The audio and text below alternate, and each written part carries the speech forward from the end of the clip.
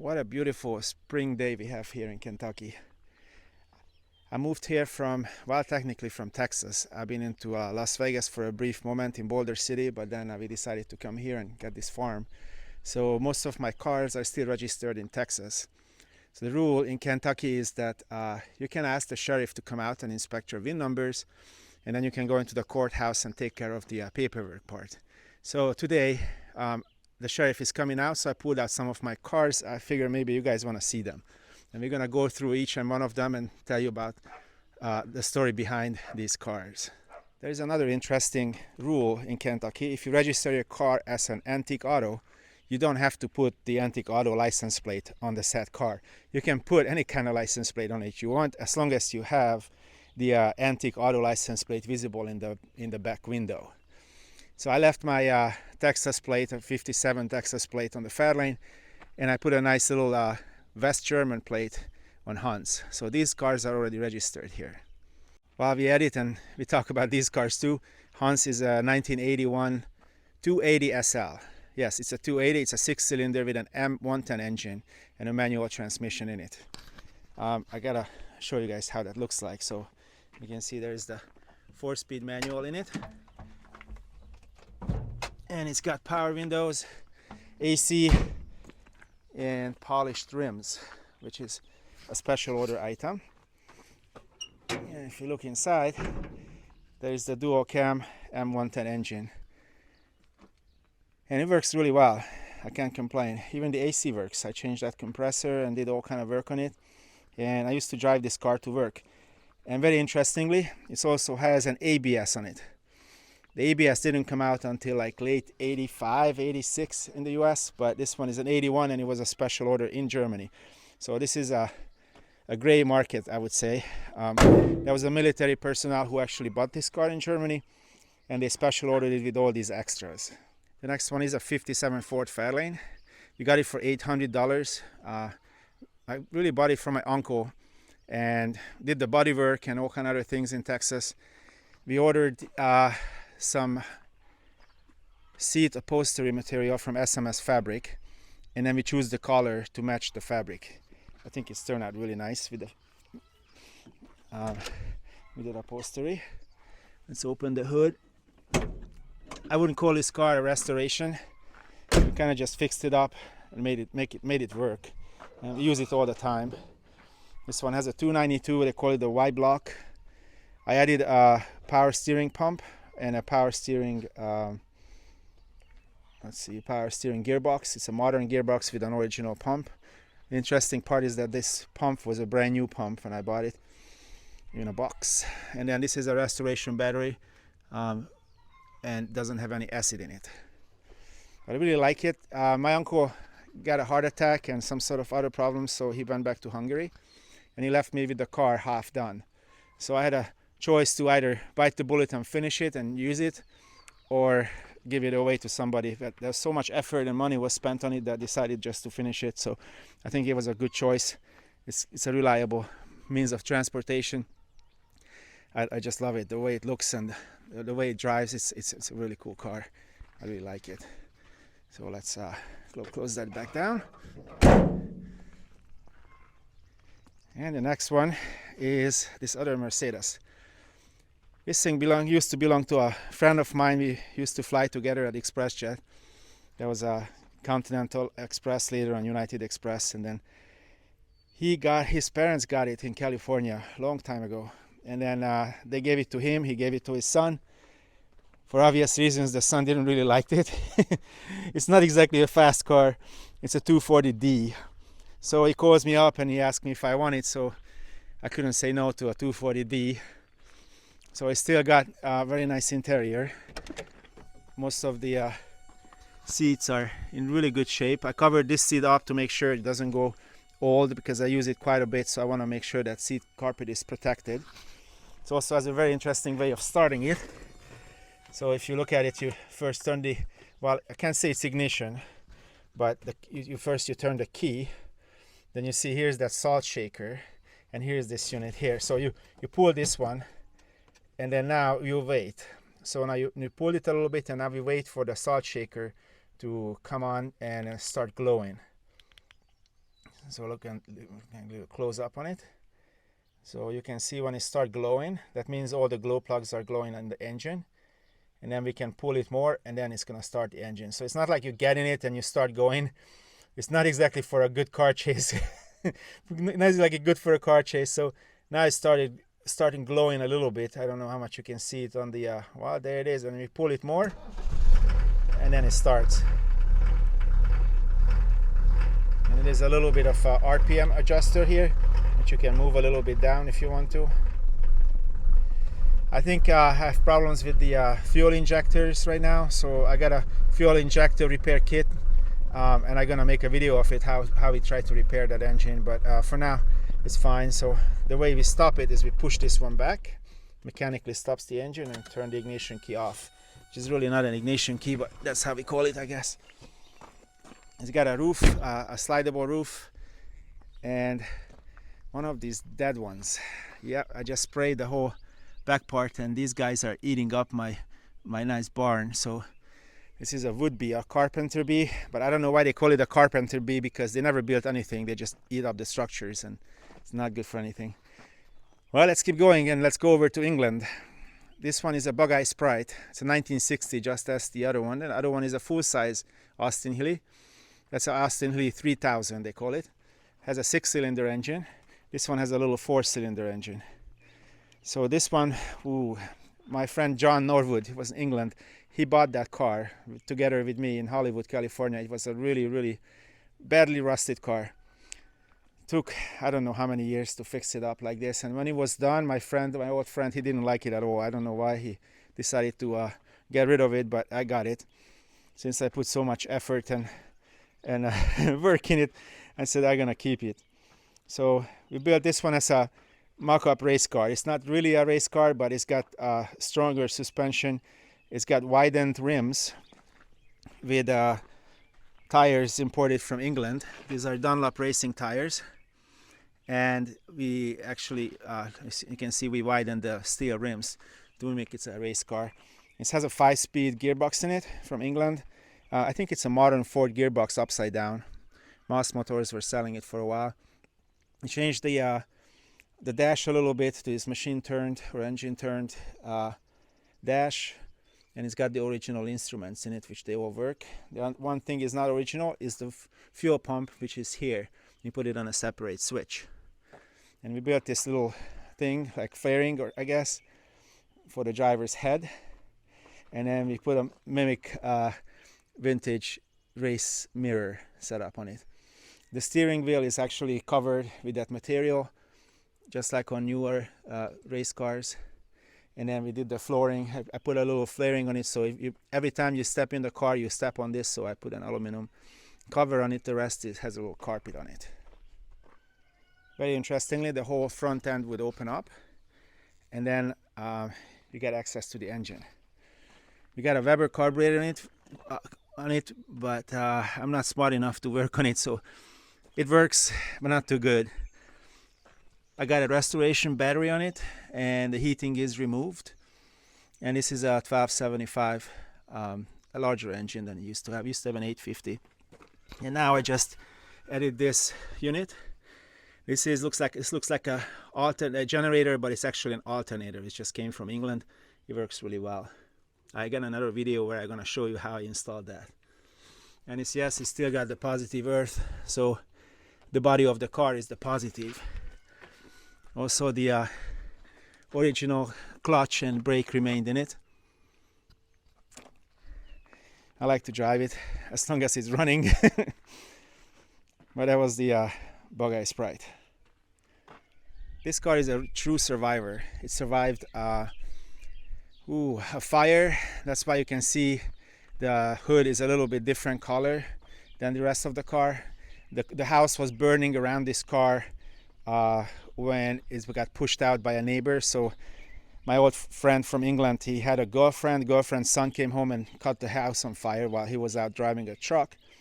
And then while the house was burning, the neighbor ran into the garage and pushed this little car out, and that's how he survived. But by then the hood was burnt, and then the steering wheel kind of burnt up and disintegrated. So after that, there was another time when the fuel pump was leaking and the whole thing caught on fire in the back.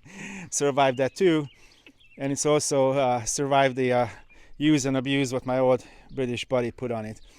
It came from Corpus Christi. I don't really know anything before that, and it was very rotten. So my friend bought it, and then the seller died, and the seller's friend was selling this car apparently. And he looked out what did my friend drove, and he drove a bug Eye Sprite just like the other one. And then he see that he was not another dealer or not someone who buys something and resells it for profit. So he said, okay, I sell the car to you because I knew my old friend who died, and then that's what he wanted. So my old British buddy, he put a lot of effort in it to make the car usable. He took it to some Mexican repairman, I would say, and they used a lot of bondo and chicken wire to fix up rotten parts on the car. Then my old friend drove it into the ocean in Galveston. So the whole bottom of the car is all basically rotten to one piece. So it really needs another frame because that frame has collapsed since then, and needs a total restoration. I mean, look at it here. You can see the door here. You barely can even close the door because it's so collapsed. But I know a friend who can make new frames. He's making new frames in Hungary, and they're not like the one that came from New Zealand or the new ones from England. The new ones in England, they really laser cut thing, and they don't look like the original at all. They look nice on paper, and when you look at it closely, they're not like the original ones. The ones in New Zealand, they can't press it out from one piece because they don't have the equipment to press it out. So at my friend's place, he makes it from a little bit stronger material than a factory one had. And he has a really gigantic press where he presses out the pieces, and he builds very authentic original frames for these cars, and even the older ones. So this one is running, and I don't want to do anything with it, just keep it running until I got time and money to get to it. I love to drive this car. It looks great when it's passing you on the street, and you barely can fit in it, but that's okay. I fixed the signal light. It hasn't worked while it was at my friend's possession because it was always broken. He couldn't keep couldn't keep it running. I took a lot of effort, and I fixed this. It's got a nice little Austin Hilly keychain. You can see that. And then in the front, I'll show you the engine, but I need two hands for that. So 1 second, I'm gonna open it right up. Just to be sure, the British put two of these locks on it to make sure that it's not gonna pop open if someone forgets to lock it. So this is a 6-cylinder engine. It used to be in a truck. The Austin company first, they made 4-cylinder versions of this car, and then it wasn't fast enough. Then they tried to put an overdrive behind it, and then they decided just hey, there's an Austin truck, let's just get that engine out and then shove it in here, and then it worked. They put an overdrive behind it, and it was driving really fast after that, compared to the like a 57 Ford Fairlane which is standing there. It's a very different story. The interesting part in this engine that it used to have an automatic choke system. You see that front part, and then see these ones. These are not a usual things. Those 3 ports there on the intake manifold is not a usual thing. They only made for a few months, and then you can see in the parts catalog that you can buy parts for it, but I'm not gonna mess with it. So it runs fine. I got an electronic ignition on it, and I just keep it running. Surprisingly, it always starts and runs. So as long as it runs, I don't think I'm gonna touch it. And we call this car Lizzy. This is incorrect because technically you're supposed to call Lizzy's, Tin Lizzy's, the older versions. This one is a late model, so to speak, a 1926. Interestingly, the fuel tank is up in the dash over your foot, because it will give you a greater distance, the greater gravity or greater force to go down to the carburetor. Older cars had the fuel tank under the seat, and therefore when you were going uphill, the fuel had a hard time dripping down into the carburetor from behind the back seat. So that's why they put the tank up front. So this is a late model, and it works great also. Let's see, so the VIN number for these cars were not existing on the frame until 1926. So this one is a 26 car which was made in 25, and they started stamping in 1925 after December. So this car was built before that. So if you have a car made after 1925 December, then you will find a VIN number down here on the frame, on either side. They made it wherever. So depends, if the beginning of the manufacturing part they put the VIN number there, and then later on to here, but there's none here. So I just wanted to show to the sheriff when he comes out to inspect the VIN number that it doesn't have any. However, it has VIN number on the engine, and there is the engine number right over where the water goes in. So that brings us to the next question. There is no water pump in this car. They didn't come with water pumps. The very first production had water pumps, but they got away with it. You don't need it. So basically the heat rises, and then it goes in there, and then it starts circulating on its own, and then that's how it's a thermosiphon system. So the car doesn't really need it. Some people put an additional one in, and then there's always just trouble with it. So this is like a preference in the Model T world, that you want a water pump or not. But I'm the one who does not want one.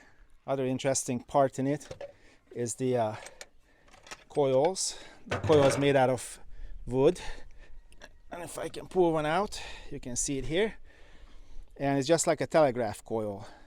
Looks pretty simple. You can open it up on one side. There's two little nails what holding it down. You can open it up to repair it. You need a machine to adjust it.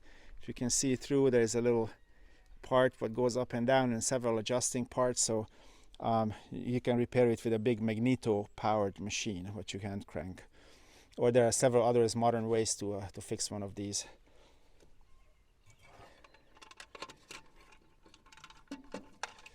Well, I don't want to go over how to drive one of these, because there are several videos of that, and I'll probably make one too. I have 3 different horns on it. This one is one, and then there is a exhaust horn, but sounds like a freight train just passing by. It's right there. And of course the original horn when you push the button, the Uga horn. The car looks in pretty sad shape right now, but we jump in with the dogs and then just drive it around and treat it as a farm machinery. So maybe one day I'll fix it up, but that day hasn't come yet.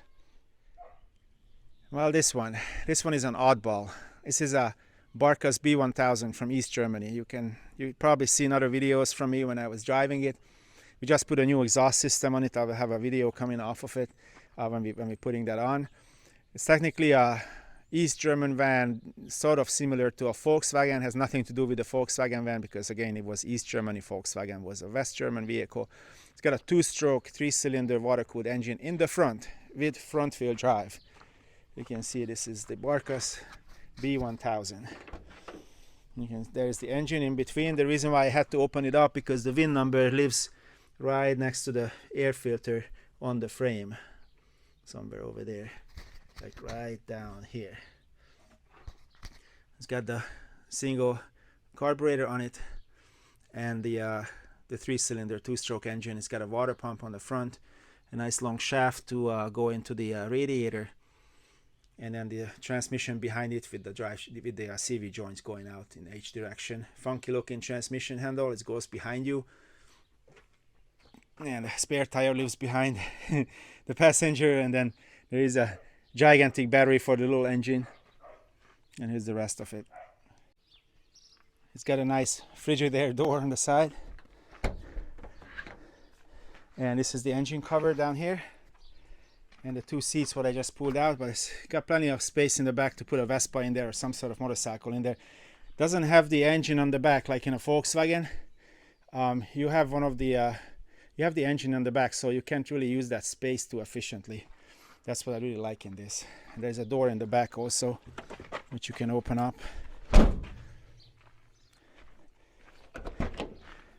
There you go. And then it's really low to the ground, so you can just pop a motorcycle right in there. That's why I like it. And let's stay in East Germany. The next one is a Wartburg. This is a Wartburg 353. They imported Wartburgs into the United States, but those were the older ones, the 311s. And then when the Berlin Wall went up, they stopped importing all the Wartburgs to the United States. And then because they were complaining about the Berlin Wall.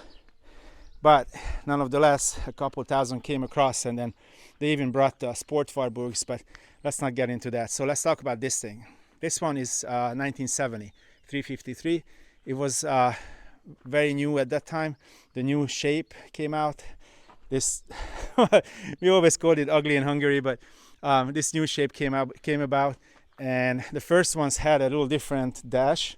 The first one had a little line in them for speedometer, and this one was the round dashed Wartburg. It's really nicely fixed up.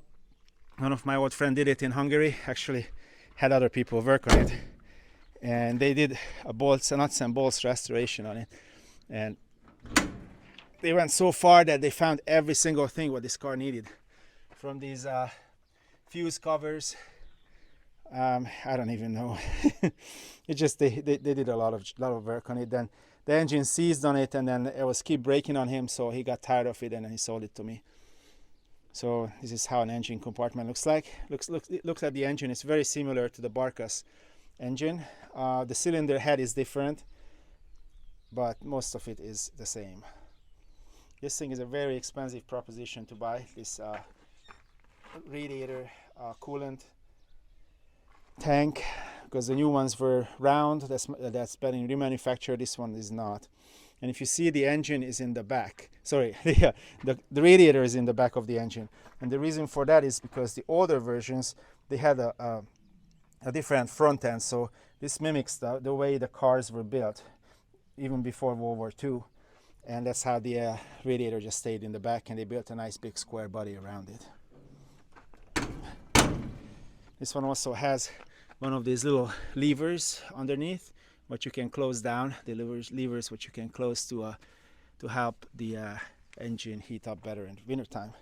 If you put too many things in the back, then the back will be lower, the front and the lights would blind the other drivers. So therefore there is a little switch on it, which you can mitigate with that, so you can go up or down with that switch. So if you have too many people in it, my Mercedes has the same thing. I guess it's a German thing, but the Mercedes has a pneumatically actuated little motor which you can move from the inside of the car. The guy went so far with the originality that he even found the original tires for it. You can see that's the original tire Pneumont, made in GDR, means German Democratic Republic. And he found 5 of them in good shape. So I still got the original East German tires on it, and in the trunk there is one which still have the hair on it. Look at that, it's still got the manufacturing little hair, so it's a hairy tire. Got a really big trunk. They used to call it the piglet stealer car, because people went around the countryside and they were stealing pigs in it. So they could just put a bunch of pigs in it, close the lid, nobody would see anything, and off they go. It also has a trailer hitch, not because I want to pull too many things with it, but if somebody bumps into you, this will protect the rest of the back of the car. So it's a really good idea to have a hitch on it. Plus I have an East German camper, a little teardrop camper, what I can put behind it, but not really planning on going anywhere with it too far, because that's not made for that. But every bolt is cadmium treated on this car. Everything is painted underneath, so if you go under, you can see the whole bottom is very nicely fixed up. So I really like this thing. Last but not least, the mighty Trabant. I love this car. I grew up with one in Hungary. You had to wait 18 years for one of these in Germany. You can talk about the Wartburg too. The Wartburg was the full-size car. This was the normal everyday car, but even then it was really hard to obtain. So when a kid was born, they paid for the car, and by the time the kid had his driver's license, they took delivery of the car. And because of that, there was a really big price increase. As soon as you brought the car out from the factory, you could sell it for a lot more. So my grandparents bought a new car every 5 years, a new Trabant every 5 years, because it took 5 years to kind of wore it out a little bit. And then they went back and bought the new one. The old one is always migrated to my dad, and then consequently to me. So I grew up in these things. We were going to road trip in it. People saying this is the worst car ever. No, that's not true. This is the worst car ever. This one always breaks. This one always runs. That's the difference. This Trabi was made out of cotton. Yes, cotton like what you make clothes out of. So what happened is there was no metal in the eastern side, and they didn't know what the heck to do. So how to make cars when they have no raw materials. At the same time, the Russians brought a whole bunch of unusable, dirty Russian cotton, what they dumped on the East Germans, and they would start piling up in big mountains at the train stations. And in return, they took a whole bunch of machinery and other stuff what you can use for manufacturing. So it was a fair trade, I guess. So the East Germans developed a technique how to mix resin with that cotton, and then compress it for about 8 minutes under heat. And then when they pull it out, there was the body panels came out, and they trimmed it with scissors, and there was the body panel. So you can see one side, go really close, you can see the cotton fiber, and then the other side is totally smooth. So the inside, who cares? The other side is smooth. It was able to paint it. So this piece made out of Duraplast, they named this material Duraplast, and the side cover, the roof, again the sides, and on the station wagons, because this one was called a combi, the trunk lid was not made out of that. For some reason they didn't do that. That's all metal. But on the limousine or the sedan version, they had the trunk lid made out of that same material, the Duraplast as well. This car has sort of original tires. They had Germans actually bought the forms what they used to make the Pneumann tires, and now they renamed it to Heidenau or something. So this is the original size, original looking tires what the Chubby came with out of the factory. You can see it's a 2-stroke, 2-cylinder air-cooled engine. You can see it sucks the air in on the side, and then it's got a fuel tank up here, and there's the fuel gauge. So that's all you need, right? You stick it and then see how much fuel you got. But actually this one do have a fuel gauge. If you see this one, this fuel tank came out of a Trump, a convertible version, a military version, and those came equipped with fuel tanks. Sorry, fuel gauges. So you can see there is a fuel gauge in there.